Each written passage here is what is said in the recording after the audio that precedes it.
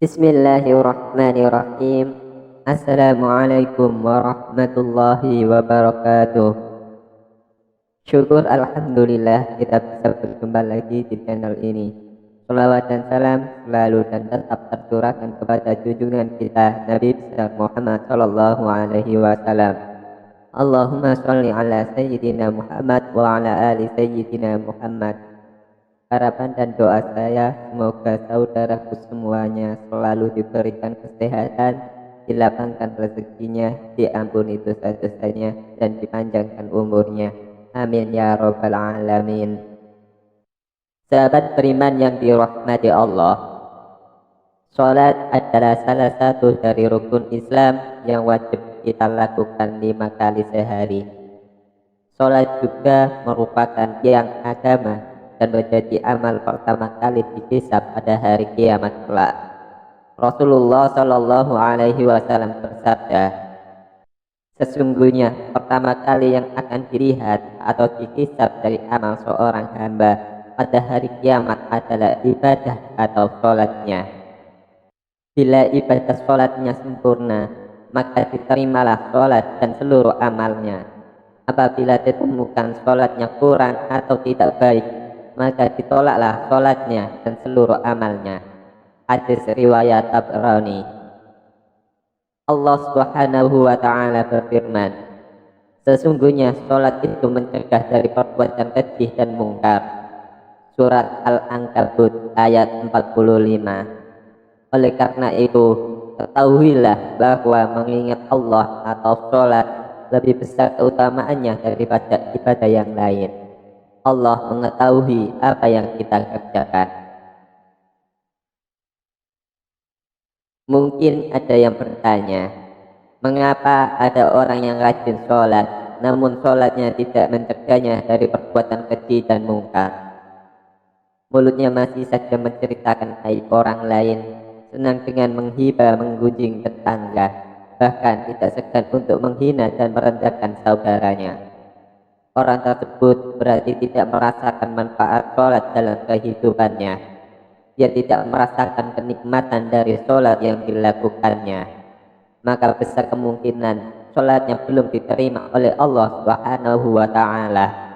Bahkan ada yang celaka dengan sholatnya, seperti yang terdapat dalam firman Allah, maka celakalah bagi orang yang sholat, yaitu orang yang lalai dalam sholatnya. Surat Al-Ma'un ayat 4-5. Ibadah sholat merupakan urusan antara hamba dan penciptanya. Diterima atau tidaknya sholat seseorang hanya Allah yang mengetahui. Kita hanya bisa mengetahui ciri-ciri atau tanda-tanda sholat seseorang yang diterima oleh Allah Subhanahu wa Ta'ala, sebagaimana dalam hadis qudsi yang diriwayatkan oleh Imam Al-Bazari dari sahabat Abdullah bin Wahid Al-Harani. Sesungguhnya Allah hanya menerima sholat seseorang yang bersifat tawadhu karena keagungannya, tidak mencela makhluknya, tidak membiasakan maksiat dan durhaka kepadanya, menghabiskan waktu siangnya untuk berpikir kepadanya, mengasihi orang-orang miskin dan ibnu sabil, serta kepada janda miskin, dan mengasihi orang-orang yang terkena musibah. Dari hadis tersebut terdapat 6 tanda orang yang diterima sholatnya. Pertama, orang yang tawadhu kepada Allah Subhanahu wa Ta'ala. Sifat tawadhu dalam sholat adalah merendahkan diri dan hati, menyadari bahwa kita hanyalah seorang hamba yang lemah. Walaupun di dunia ini kita mungkin dihormati, namun di hadapan Allah kita hanya seorang hamba yang kecil. Ulama menyatakan bahwa ketika kita berdiri di atas sajadah dan mengangkat tangan untuk takbir, kita sudah meninggalkan dunia dan menghadap Allah Subhanahu wa Ta'ala. Kedua, tidak sombong. Sifat tawadhu dalam sholat akan menghasilkan rendah hati dalam pergaulan dengan sesama manusia. Kekuasaan dan jabatan tidak membuatnya sombong, karena dia menyadari bahwa semuanya hanyalah amanah dari Allah Subhanahu wa Ta'ala. kekayaan bukan untuk memperbudak orang lain, karena dia yakin bahwa hartanya hanya titipan dari Allah Subhanahu wa Ta'ala.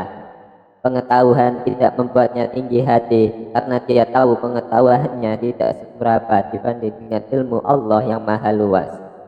Orang yang diterima sholatnya akan merasa dirinya tidak lebih tinggi dari orang lain. Rasulullah Shallallahu Alaihi Wasallam bersabda, tidak akan masuk surga orang yang dalam hatinya ada perasaan sombong, walaupun hanya sebesar debu. Hadis riwayat Muslim. Ketiga, tidak mengulangi maksiat. Sahabat beriman, dalam hidup kita pasti pernah melakukan dosa atau maksiat, entah itu disadari atau tidak, entah itu besar atau kecil.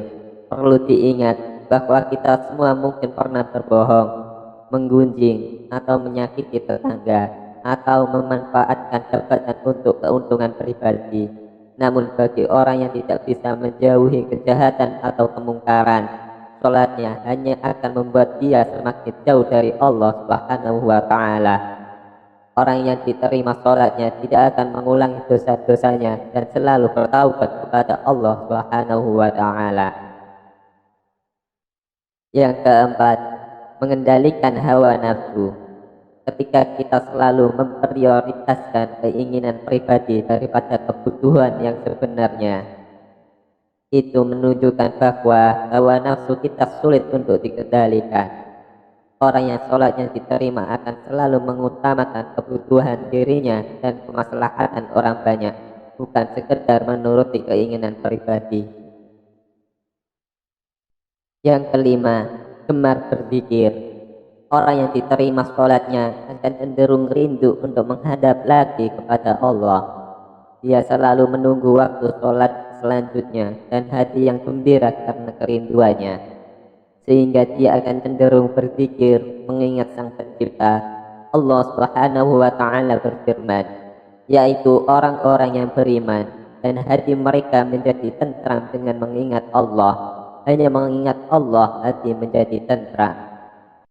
Quran Surat Ar-Ra'd ayat 28. Lalu yang keenam, membantu orang yang susah.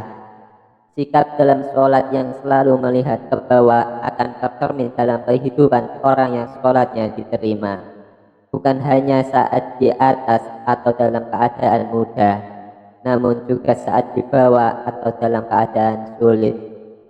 Dia selalu melihat ke bawah, sehingga secara tidak langsung dia akan memiliki sifat sosial yang sangat tinggi. Dia akan cenderung membantu orang yang lebih susah dari dirinya, sehingga dia akan dekat dengan sesama manusia. Rasulullah Shallallahu Alaihi Wasallam bersabda, orang yang dermawan dekat dengan Allah, dekat dengan manusia, dan dekat dengan surga. Sedangkan orang yang bakhil atau pelit jauh dari Allah, jauh dari manusia, dan jauh dari surga. Sholat yang diterima oleh Allah tidak hanya akan berdampak pada dirinya sendiri, bahkan sekelilingnya pun akan terdampak dari pancaran keberkahan yang diberikan oleh Allah Subhanahu wa Ta'ala kepadanya. Semoga kita menjadi salah satu yang diterima sholatnya. Amin ya rabbal alamin. Wassalamualaikum warahmatullahi wabarakatuh.